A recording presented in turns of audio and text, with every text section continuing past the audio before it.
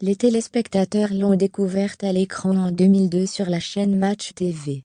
Mais Mélissa Theriault n'a plus tellement envie de présenter des émissions depuis qu'elle a été évincée du groupe TF1.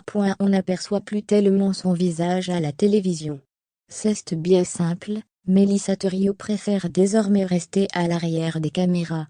Son expérience de l'autre côté n'a pas toujours été très rose.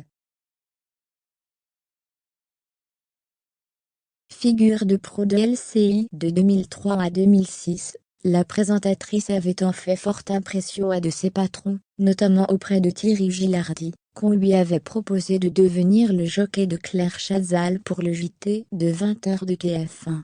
Un honneur, certes, mais arrivé un peu trop tôt. Mon badge a été désactivé du jour au lendemain. Si on vous enferme dans un 20h à 28 ans, c'est terminé, témoignait-elle dans les pages du supplément week-end du journal Le Parisien. C'est arrivé trop vite et puis, ce n'est pas du tout ce que je voulais faire.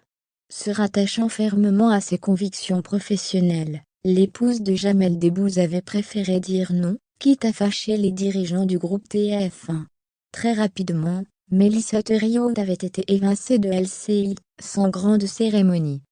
Mon badge a été désactivé du jour au lendemain, rappelle-t-elle simplement. C'était très violent. Je ne reviendrai pas en arrière. Cette mésaventure est loin derrière elle.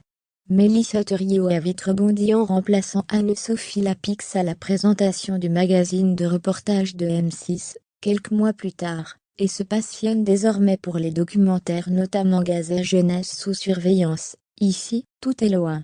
Elle ne compte, d'ailleurs, pas changer d'avis.